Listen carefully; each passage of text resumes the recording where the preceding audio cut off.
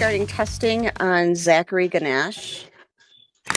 Okay, we're waiting on his lawyer to, he's in Oakland County, so he's probably got a hearing or something. Okay. Did you want me to wait, or do you want to just call me, or would you like me to send you a email report? What's going on with him? Well, he was ordered to test once per week, back in March, I believe it was. Where did I put my notes? I'm sorry. And from March 27th to April 23rd, he was testing positive. On April 16th, he tested positive for, since April 26th, he's only been testing positive. He did, enter Sacred Heart for a couple of days. I actually thought he was still going to be there today, but it looks like he signed himself out a couple of days after he went in. So, Mr. Ganesh. Yes, sir. No, we are. You told me you were doing better. I am doing better, sir. The reason why I left the treatment center is they gave me some medicine that made me dizzy. But when I got out, I went and continued on testing, and I attend my Alcoholics Anonymous meetings. That doesn't sound. And I have a medical card that I can that I'm gonna have to rename. I got a medical card, so I can smoke weed. Your Honor, that doesn't sound too good to me. Your Honor, I think I mentioned it, but just since April 26th, he's only tested positive for THC. There's been no cocaine or. All right, that's after we talk, right? That I'm not sure of, Your Honor. When his last date? Yeah, his last. Yes. All right. Well, I don't like the fact that he checked himself out this summer. Understood. That was the whole. How long did you stay there? 3 days. 3 days. And how long were you supposed to be there? The detox is 3 to 2 weeks, 3 to 14 days. It's either detox or residential. Yeah, and you were supposed to be there the whole 14 days. Right? Yeah, they did. You can do detox. It's either detox and residential. But I had my lawns that I have a bunch of clients that I can't afford to. We're not even talking about that, sir.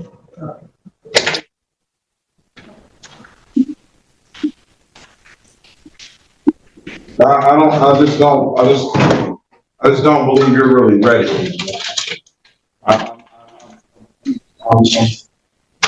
I'm very serious. The only thing I do is to help me sleep and for my anxiety at night.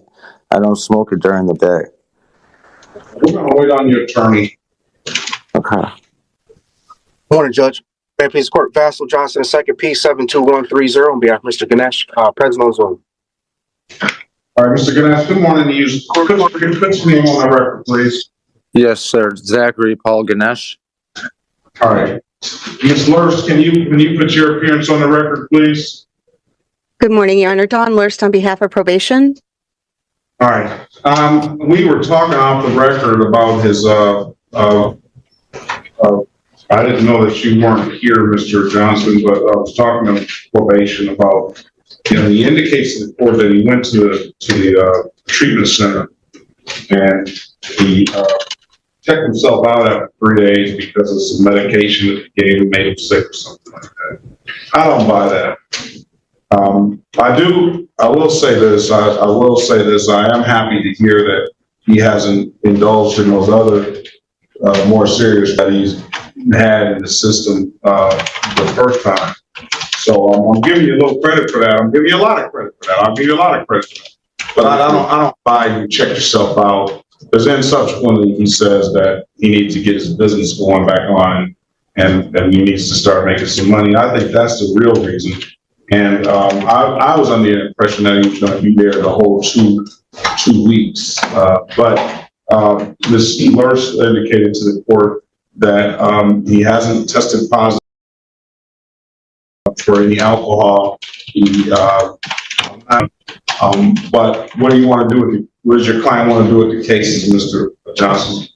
Did talk to Ms. Snyder, and he wanted to avail himself of that recommendation.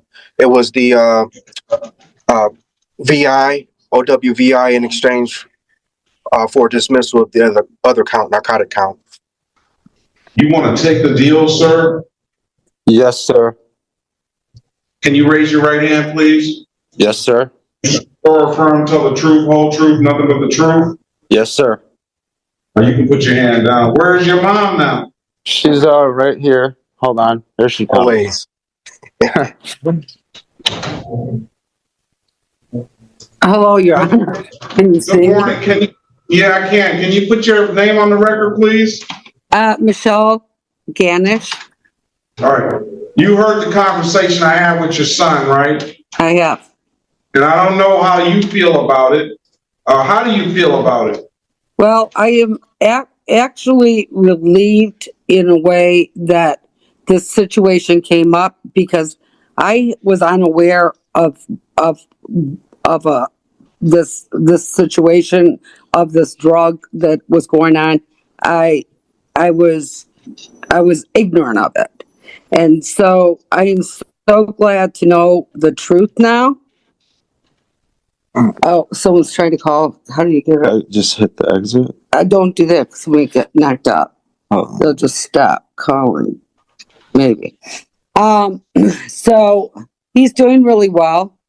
He lives with me. He doesn't own a vehicle, and he hasn't driven since that incident because I'm not allowing him to drive because I'm mad. And When you say you were ignorant to the whole drug, well, I didn't know about either one of those things going on. but I did not. When you say that, now you reflect back. Do you see that? Oh. Do you see? Oh yes, I'm going to tell you. I saw it was a big situation that I was trying to get a handle on. There's a boy next door that lives with his mother. He's not a boy. He's a 25-year-old man, I guess. But his mother claims he has autism and all this stuff. And there was some nutty things going on. And what's going on with the phone? That's where it starts. Yeah. All right. No. For the kids. And now, have you seen in the last few weeks a change in his behavior? Absolutely. I am so pleased and vigilant and aware. And I already, there's no way that it's going back down this road. Not in my Mr. Johnson, why aren't we sending him to drug court? Didn't we say we were going to send him over there? Can I answer that? No, I'm not. I'm talking to, well, why aren't we sending him to drug court? Because we proposed the Sacred Heart alternative, and that's when Yeah, and that didn't work. You're going to drug court, sir. Your Honor, he did drug court in 2013 and failed in Wayne County. And not with our drug treatment court he did. Yeah, well, it was the circuit court. Yeah. And that didn't work. And that was a long time ago, and he was doing really well until this situation that came up right before this accident. We weren't having any problems. Here's the deal. You want your son to get better, right? He is better. He's back on track. Yeah, he's getting better. This is going to be a lifelong, do you understand? This is going to be a lifelong situation that he's going to be dealing with this. You understand that? That's why he goes to meetings, and that's why he's part of the AA group, and he has been in the past for years. So he has a community that he does work with. And So he's been to drug court, so you had to have known that they're in 2013. you're right. I did know, but he had been doing really well since that until So recently. you told me you were ignorant to all of this. Do you understand? Do you understand that he's an addict? I do understand that. And the fact that he's an addict, it's going to be a lifelong of recovery. And that's why he goes to meetings, and my brother-in-law has been in the program for 35 years, picks him up and takes them. And it was not working because he's had all kind of drugs in the system the last time he came here. Let's get drug treatment court on the line. Let's get him to talk to somebody over there. Did you already talk to somebody, Mr. Ganesh? Yes, I did, sir. I've talked. Yes, we talked last time, Your Honor. Miss Warfield came and spoke. He's going over to drug treatment court. That's the best I can do for him. Your Honor, can't monitor him on probation? Give him a chance? I don't know because you know something. They have all the resources over there for him to be successful as he can. You know what alarms me is that I thought he was going to be in that treatment program for 2 weeks. You're coming out telling me now you only spent 3 days in the treatment program. To me, that just sends off red flags everywhere. Period. I wanted to detox, sir. I didn't want to do the. I mean, it's not about what you want to do. You want to stay clean, I hope. Of course, that's what I've been doing. I thought you were going in that program for 2 weeks. That's what we understood. That's why I didn't send you to drug treatment court over there. I'm not the best at monitoring whether somebody's going to complete this probation or not, because it's only going to be, if you mess up again, you're going to jail. Over there, they have so many resources. We have the best drug treatment court in the country. They have so many resources that if you do relapse, then you can be upfront and transparent with them, and they can get you the help that you need. Please don't do that to me, Judge. I know I can't. No, I haven't completed you're it. going. All right. I don't know why you're not accepting of that. You're acting like I'm doing something that's hurting me. I've done it before, sir. I had 0 to 3 month guidelines, and I did 3 years in and out of Salvation Army, in and out of jail. It was terrible. I mean, because you weren't doing what you were supposed to do. If you stay away jail for a year for 3 month guidelines. I did so much time for something, you know. Why? I couldn't.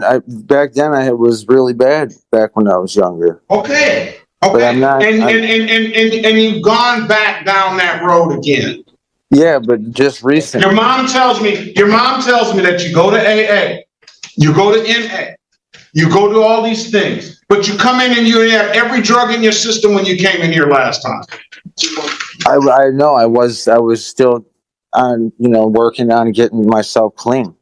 So we're going to help you. Let's pass the matter, all right? All right, let's go back on the record with Mr. Ganesh. Mr. Ganesh, I've given you an opportunity to speak to counsel. Yes, sir. I heard your comment before you left, and it's just not up to you at this point. I've done the drug court before, so I'm doing good now. Like I said, I attend meetings. We're going to try to do the best we can to make it stay that way. And if you go over there with Judge Holmes, so I'm telling you, she's very, very, very good at what she does. She's not the type that's going to just, all she wants from you is transparency and the commitment. I can't though, sir. I've done it before. I did, like I said, I did like 3 years for a 3 month guidelines, and it was just very stressful. Your Honor, if I may. And then I did a year in jail. So You I may. did speak with Mr. Ganache this morning and previously, Your Honor. The main concern that he had was based off of his previous experience with the drug court. I did try to explain to him that, our system is different and that we're a mentor court for the country. So we have to have our things together and it would be a less chaotic experience. Mr. Ganache is adamant that he does not want to do it. And at this point, Your Honor, by statute, the program is still technically voluntary. I did tell Mr. Ganache that, I've seen judges offer treatment or jail, and that Your Honor would have the right to do that if he does not want to voluntarily come into the program. So I did let him know of his rights. He is adamant at this time, Your Honor, that he does not want to do it, as he expressed the first conversation that we had. Again, it is here for him. He is eligible. I do remember our conversation from previously. So he is eligible for our program, but Your Honor, he is not willing to participate at this time. Okay, so the statute precludes me from sending him to drug court if he's not willing to do it. Is that correct? So statute mandates that the program is voluntary and it cannot be forced upon an individual. However, if an individual is given a choice between, the program and, let's say, a jail sentence, the statute does allow a court to make that type of determination, guided choice. Let me say that. All right, well, we won't make him go. All right? I already swore your client in, Thank you, Ms. Warfield. No problem, Your Honor. Have a great day. Always a pleasure. All right, I'm bound by the statute. Did I swear your client in, Mr. Johnson? I'm not sure. Raise your right hand, Mr. Ganesh. Yes, sir. Swear or affirm, tell the truth, whole truth, nothing but the truth. Yes, sir. You can put your hand down. Understand the maximum possible penalty for this offense is 93 days in jail and or $500 in fines. You understand that, sir? I don't need you to talk to your mother about it. What do you, I didn't hear you, sir. You said. Do you understand? Did you read him his advice of rights, Mr. Johnson? Yes, Your Honor. Do you understand that the maximum possible penalty for this offense is 93 days in jail and or $500 in fines? Yes, sir. Do you understand that you have an absolute right to a trial? Yes, sir. Mr. Johnson went over your other advice of rights in the breakout room or some point during the pendency of this case, did he not? Yes, sir. You understood those rights? Yes, sir. Let me draw your attention back to January 8th, 2025 at around 6:01 p.m. in the city of Detroit. Operating a motor vehicle, sir. Yes, I was. Controlled substance in your system at the time of the operation of that motor vehicle. Correct. What did you have?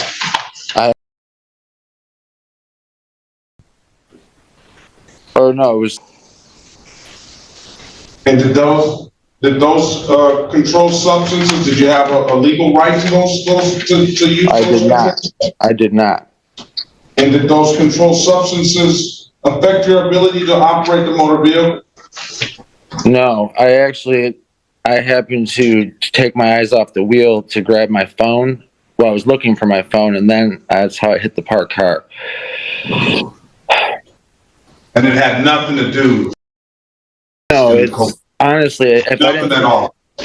No, You see where your client is going? I already, yes, I saw.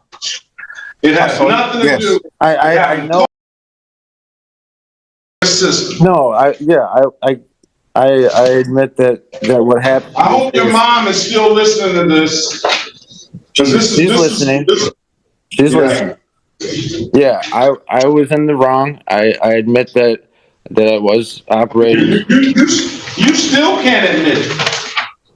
Judge, can I go in the breakout room with him? Yep. Go back in the breakout room.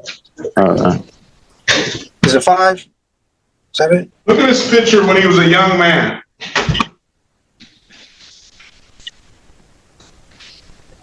Yeah, go back in 5. Okay.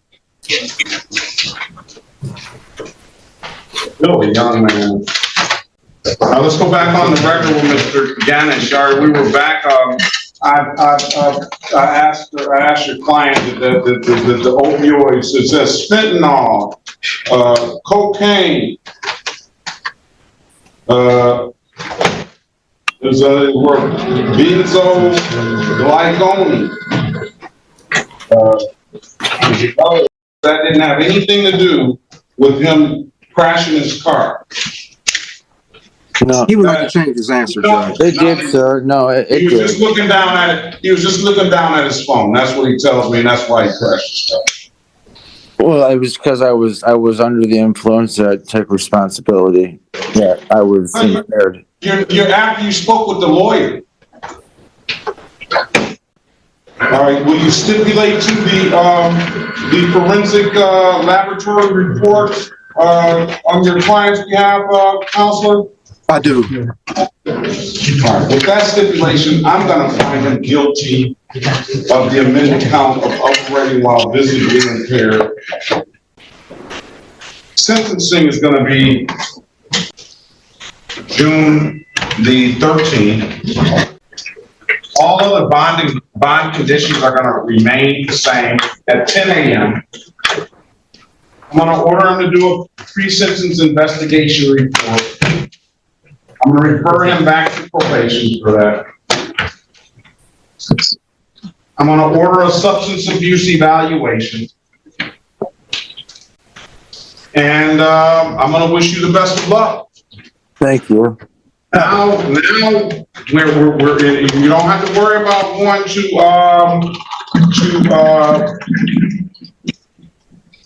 treatment court.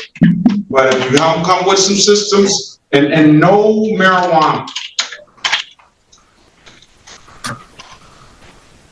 we're gonna get all these drugs out of you. No marijuana. Yes, sir. No marijuana. So make sure that gets in that order.